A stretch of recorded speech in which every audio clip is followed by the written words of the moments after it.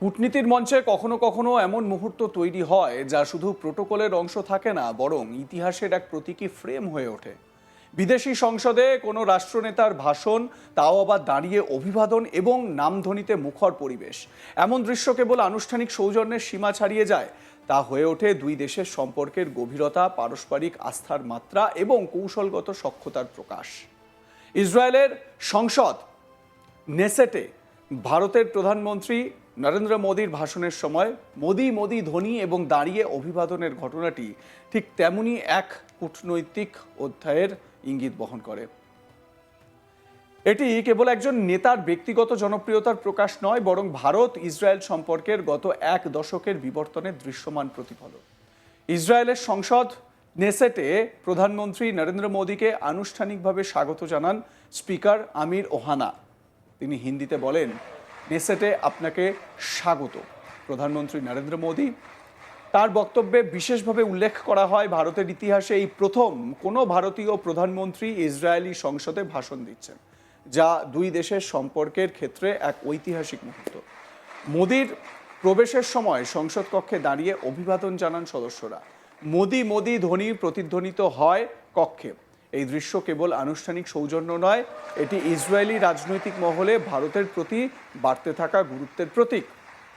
Israeli সংসদে অনুষ্ঠিত সরকারি সংবর্ধনা অনুষ্ঠানে উপস্থিত ছিলেন প্রধানমন্ত্রী বেঞ্জামিন নেতানিয়াহু এবং তাঁর স্ত্রী সারা নেতানিয়াহু। এর আগে তেল আভিভ বিমানবন্দরে নেমে প্রধানমন্ত্রী মোদীকে স্বাগত জানান স্বয়ং নেতানিয়াহু, যা কূটনৈতিক দৃষ্টিকোণ থেকে একটি বিশেষ ইঙ্গিত হিসেবে দেখা হচ্ছে। ভারত ইসরায়েল সম্পর্কের ক্ষেত্রে ব্যক্তিগত নেতৃত্বের কূটনীতি গুরুত্বপূর্ণ ভূমিকা পালন করেছে। মোদি ও নেতানিয়াহুর একাধিক বৈঠক, পারস্পরিক সফর এবং উষ্ণ ভাষ্য সেই ধারাবাহিকতাকেই জোরদার করেছে। প্রধানমন্ত্রী মোদি রাষ্ট্রীয় সফরে ইসরায়েলে পৌঁছলে তেল আভিভ বিমানবন্দরে তাঁকে যে অভ্যর্থনা জানানো হয় তা ছিল প্রোটোকলের নিরিখে তাৎপর্যপূর্ণ। সাধারণত বিদেশি রাষ্ট্রপ্রধানকে স্বাগত জানান সংশ্লিষ্ট দেশের কোনো মন্ত্রী বা উচ্চপদস্থ প্রতিনিধি, কিন্তু এখানে সরাসরি প্রধানমন্ত্রী নেতানিয়াহুর উপস্থিতি এক বিশেষ সম্মানের ইঙ্গিত বহন করে। দুই প্রধানমন্ত্রীর মধ্যে বিমানবন্দরেই সংক্ষিপ্ত একান্ত বৈঠক হয়। এরপর হোটেলে ভারতীয় প্রবাসী ও ইহুদি ভারতীয় বংশোদ্ভূত সম্প্রদায়ের প্রতিনিধিদের উষ্ণ অভ্যর্থনা পান মোদি। ভারতীয় ও ইসরায়েলি শিল্পীদের যৌথ সাংস্কৃতিক পরিবেশনা দুই দেশের ঐতিহাসিক বন্ধুত্বের প্রতীক হয়ে ওঠে। ভারত 1950 সালে ইসরায়েলকে স্বীকৃতি দিলেও পূর্ণাঙ্গ কূটনৈতিক সম্পর্ক স্থাপন হয় 1992 সালে। দীর্ঘ সময় ধরে ভারত পশ্চিম এশিয়া নীতিতে ভারসাম্য বজায় রেখেছে। ফিলিস্তিন প্রশ্নে ঐতিহ্যগত সমর্থন এবং ইসরায়েলের সঙ্গে ধীরে ধীরে বাড়তে থাকা প্রতিরক্ষা ও প্রযুক্তি সহযোগিতা। নরেন্দ্র মোদীর আমলে এই সম্পর্ক প্রকাশ্যে এবং দৃশ্যমানভাবে আরও জোরদার হয়েছে। 2017 সালে মোদীর ইসরায়েল সফর ছিল ঐতিহাসিক, কারণ তিনি ছিলেন প্রথম ভারতীয় প্রধানমন্ত্রী যিনি ইসরায়েল সফর করেন। সেই সফরের পর থেকেই দুই দেশের মধ্যে প্রতিরক্ষা, কৃষি, সাইবার সুরক্ষা, জল ব্যবস্থাপনা, স্টার্টআপ খাতে সহযোগিতা নতুন মাত্রা পায়। ভারত ইসরায়েলের অন্যতম বড় প্রতিরক্ষা সরঞ্জাম ক্রেতা। ড্রোন, মিসাইল সিস্টেম, রেডার প্রযুক্তি, বিভিন্ন ক্ষেত্রে ইসরায়েলি প্রযুক্তি ভারতের সামরিক সক্ষমতা বাড়াতে গুরুত্বপূর্ণ ভূমিকা রেখেছে। কিন্তু সম্পর্ক শুধু প্রতিরক্ষায় সীমাবদ্ধ নয়। কৃষিক্ষেত্রে ডিপ ইরিগেশন প্রযুক্তি, শুষ্ক অঞ্চলে জল ব্যবস্থাপনা, সাইবার নিরাপত্তা এবং উদ্ভাবনী স্টার্টআপ ইকোসিস্টেমের সহযোগিতা দুই দেশের অর্থনৈতিক সম্পর্ককে নতুন দিশা দিয়েছে। নেসেটে মোদির ভাষণ এবং দাঁড়িয়ে অভিবাদন সেই বহুমাত্রিক সহযোগিতার স্বীকৃতি হিসেবেও দেখা যেতে পারে।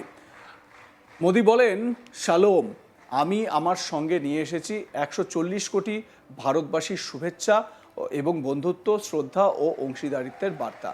মাননীয় স্পিকার, আপনার সদয় আমন্ত্রণের জন্য এবং নেসেটকে ভারতীয় রঙে আলোকিত করার জন্য, এই অনন্য উদ্যোগের জন্য আপনাকে ধন্যবাদ জানাই। 3 বছর আগে আপনার সফর ছিল নেসেটের কোনো স্পিকারের প্রথম ভারত সফর, আর আপনার সৌজন্যেই আজ আমি ভারতের প্রথম প্রধানমন্ত্রী হিসেবে এই গম্ভীর ও মর্যাদাপূর্ণ পরিবেশে ভাষণ দেওয়ার সুযোগ পেয়েছি।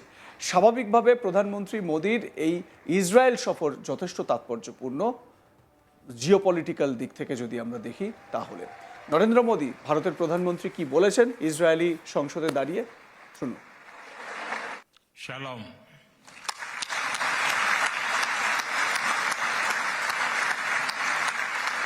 Namaste. I bring with me the greetings of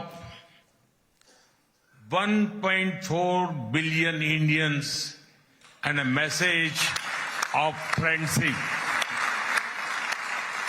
respect, and partnership.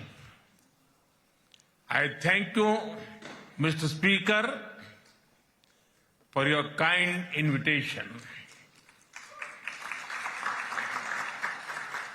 and for your wonderful gesture of lighting up the Knesset in Indian colors. Your visit to India 3 years ago was the first by a Speaker of the Knesset. And thanks to you, I'm the first Prime Minister of India to address this August gathering.